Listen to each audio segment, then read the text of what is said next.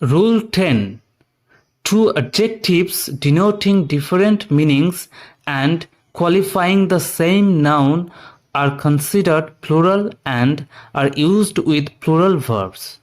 দুটো অ্যাডজেক্টিভ যারা আলাদা মানে প্রকাশ করে বা আলাদা মানে নির্দেশ করে এবং একই নাউনের মানেকে নিয়ন্ত্রণ করে সেই নাউনের আলাদা আলাদা দিক প্রকাশ করে, সেই অ্যাডজেক্টিভ দুটো প্লুরাল হিসেবে ব্যবহৃত হয় এবং তাদের পরে বা তাদের সঙ্গে প্লুরাল ভার্ব ব্যবহৃত হয়।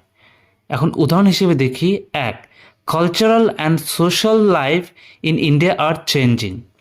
এখানে মেন নাউনটি হচ্ছে লাইফ, জীবন। তো এর দুটো দিক, একটা কালচারাল লাইফ আর একটা সোশ্যাল লাইফ। তো এখানে এই কালচারাল অ্যান্ড সোশ্যাল দুটো আলাদা মানে প্রকাশ করছে, তাই এখানে আর অর্থাৎ প্লুরাল ভার্ব ব্যবহার হয়েছে, যেহেতু কালচারাল অ্যান্ড সোশ্যাল প্লুরাল হিসেবে ব্যবহৃত হয়েছে। ঠিক আছে। দুই, summer and winter vacation are compulsory in our schools. এখানে মেন নাউন হচ্ছে ভ্যাকেশন, এই ভ্যাকেশনকে কোয়ালিফাই করছে সামার এবং উইন্টার। যেহেতু দুটো আলাদা এবং আলাদা মানে প্রকাশ করছে, তাই এরা প্লুরাল হিসেবে ব্যবহৃত হয়েছে, আর এখানে আর ইউজ হয়েছে। Rule 11. Noun after preposition is repeated in singular form. মানে প্রিপোজিশনের পরে যখন একই নাউন রিপিট হয় তখন তারা সিঙ্গুলার ফর্মে ব্যবহৃত হয়, প্লুরাল ফর্মে ব্যবহৃত হয় না। তো উদাহরণ দেখি কয়েকটা। এক, ওয়ার্ড ফর ওয়ার্ড। এটা সঠিক, কারণ এই ওয়ার্ডটা ফর প্রিপোজিশনের পরে যখন আবার ব্যবহার হয়েছে তখন সিঙ্গুলারেই ব্যবহৃত হয়েছে। এখানে যদি বলি ওয়ার্ডস ফর ওয়ার্ডস কিংবা ওয়ার্ড ফর ওয়ার্ডস, ভুল হবে, কারণ সিঙ্গুলার ফর্মে ব্যবহার করতে হবে। দুই, আওয়ার আফটার আওয়ার সঠিক, আওয়ার আফটার আওয়ার্স সঠিক নয়। ঠিক আছে। তিন, ডোর টু ডোর সঠিক, ডোর টু ডোরস কিংবা ডোরস টু ডোরস সঠিক নয়। Rule 12. The use of fractions, মানে ভগ্নাংশের ব্যবহার। এক, 1.5 ইয়ার্স আর ওয়েস্টেড। এখানে লক্ষ্য করো 1.5, এই যে স্ট্রাকচারটা, এই স্ট্রাকচারের পরে যে নাউনটি বসবে সেটা প্লুরালে ব্যবহার করতে হবে, এরপরে প্লুরাল ভার্ব বসবে। তো 1.5, এরপরে ইয়ার্স প্লুরাল ফর্মে বসেছে এবং আর ভার্বটি অর্থাৎ প্লুরাল ফর্মে ভার্বটি বসেছে। দুই নাম্বার দেখো একই রকম 1.5, একই স্ট্রাকচার, তারপরে আওয়ার নাউনটি প্লুরাল ফর্মে বসেছে, আওয়ার্স, তারপরে আর হয়েছে, এটা মনে রাখবে। এই দুই ক্ষেত্রে কিন্তু দেড় বোঝাচ্ছে 1.5। ঠিক আছে।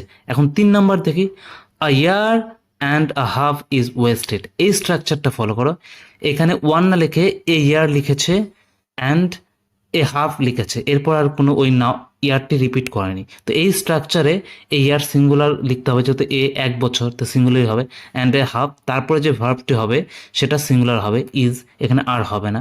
ওকে। 4 নম্বর দেখো একই উদাহরণ 3-এর মতো, an hour and a half is wasted. ঠিক আছে। এই স্ট্রাকচার দুটো মুখস্থ রাখবে। রুল 13.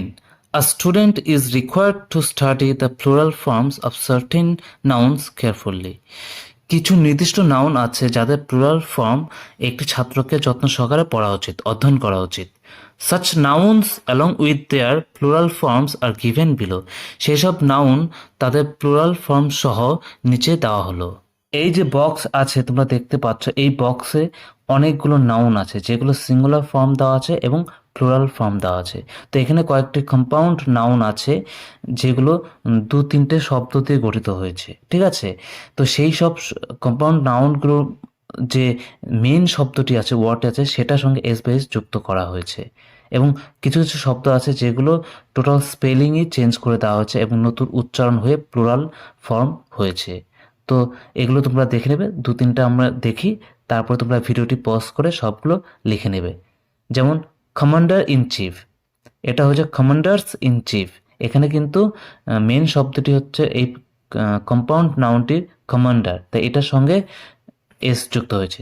মেজর জেনারেল, এখানে মেজর জেনারেলস করা হয়েছে, মানে জেনারেলের সঙ্গে এস যুক্ত হয়েছে। তারপর অ্যাটর্নি জেনারেল, অ্যাটর্নিস জেনারেল, এখানে আবার অ্যাটর্নির সঙ্গে এস যুক্ত হয়েছে। মেড সার্ভেন্ট, মেড সার্ভেন্টস, সার্ভেন্টের সঙ্গে এস যুক্ত হয়েছে।